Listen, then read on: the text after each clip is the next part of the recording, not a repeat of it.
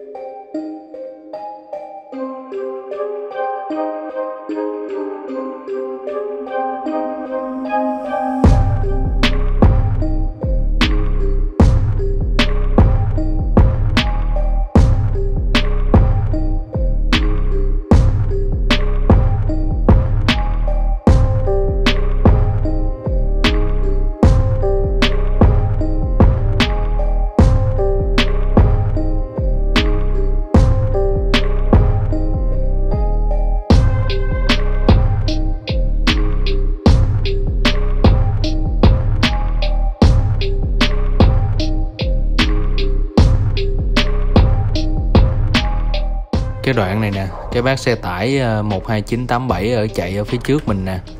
Thì đây là lần đầu tiên mình lái ô tô đi Đà Lạt ha.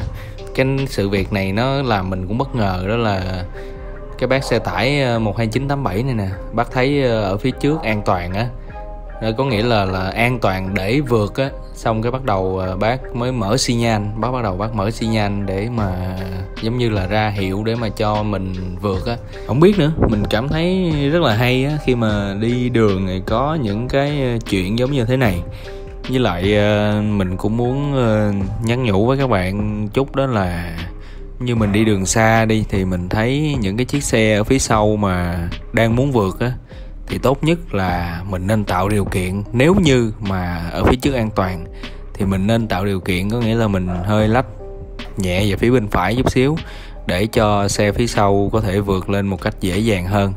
Tại vì thật ra là đi đường xa, đường dài thì ai cũng muốn là đi đến nơi về đến chốn, đi một cách bình an, an toàn đó. Cho nên là mình chạy xe thì mình cũng gọi là sao ta, trên mạng hay nói là hổ báo cáo chồn hả. Mình thấy mấy cái đó nó không hay đâu, nó chẳng có để làm cái gì hết đó. Nói chung là thôi, kiểu mình cứ sống tình cảm đi mấy bạn, thì mình sống sao thì mình sẽ nhận lại được như vậy thôi. Chúc bác Tài 12987 này có thật là nhiều sức khỏe ha. Cảm ơn bác Tài rất nhiều.